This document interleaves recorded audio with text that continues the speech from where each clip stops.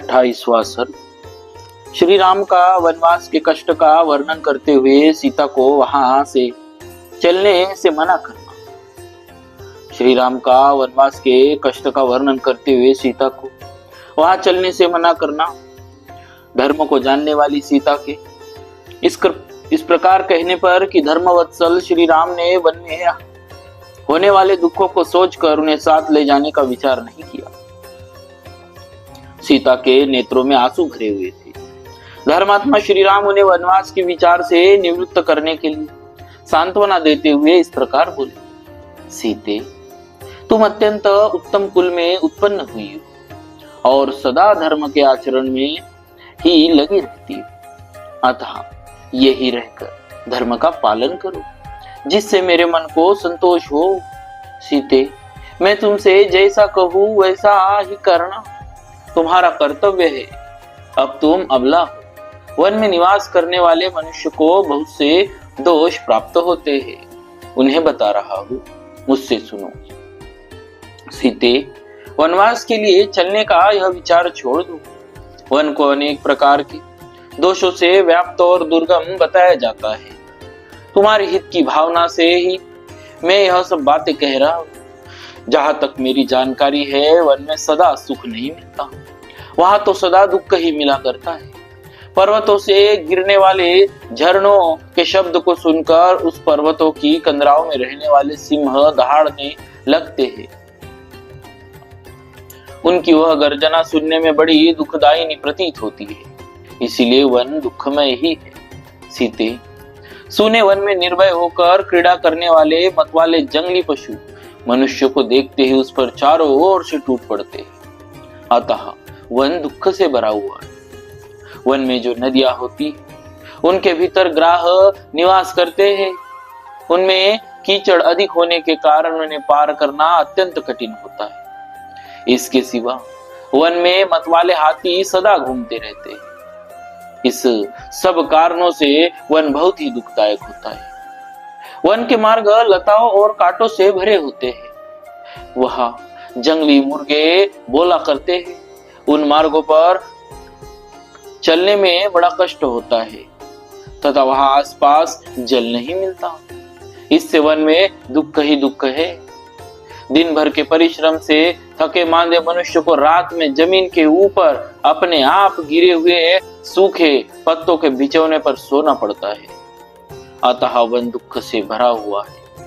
सीते, वहां मन को वश में रखकर वृक्षों से स्वतः गिरे हुए फलों के आहार पर ही दिन रात संतोष करना पड़ता है।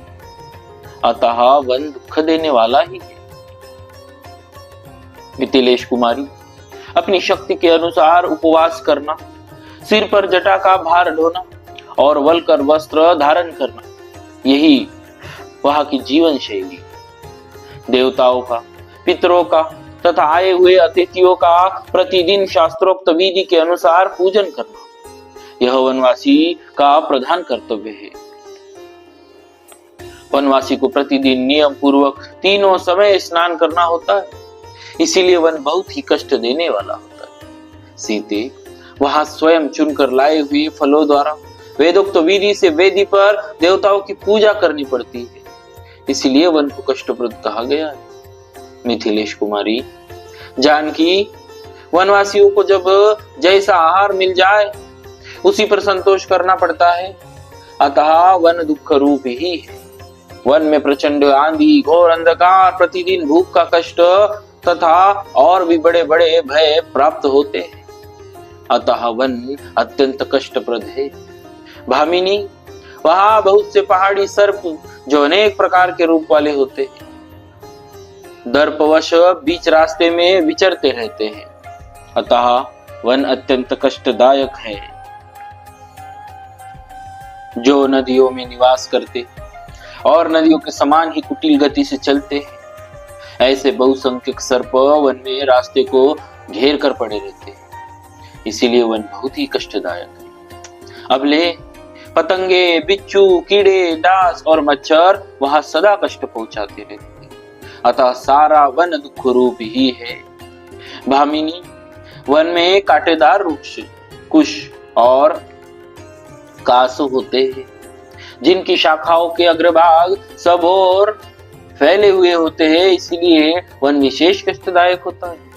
वन में निवास करने वाले मनुष्य को बहुत से शारीरिक क्लेशों और नाना प्रकार के भयों का सामना करना पड़ता है, अतः वन सदा दुख रूप ही होता है। वह क्रोध और लोभों को त्याग देना होता है, तपस्या में मन लगाना पड़ता है, और जहाँ भय का स्थान है वहां भी भयभीत न होने की आवश्यकता होती है, अतः वन में सदा दुख ही दुख है। इसीलिए तुम्हारा वन में जाना ठीक नहीं है, वहां जाकर तुम सकुशल नहीं रह सकती। मैं बहुत सोच विचार कर देखता हूँ और समझता हूँ कि वन में रहना अनेक दोषों का उत्पादक बहुत ही कष्टदायक है। जब महात्मा श्री राम ने उस समय माता सीता को वन में ले जाने का विचार नहीं किया, तब सीता ने भी उनकी उस बात को नहीं माना। वे अत्यंत दुखी होकर श्री राम से इस प्रकार बोली। इस प्रकार श्री वाल्मीकि निर्मित आर्ष रामायण आदि काव्य के अयोध्या कांड में 28वां सर्ग पूरा हुआ। बोलिए श्री सीता महाराज की जय। भक्तवत्सल भगवान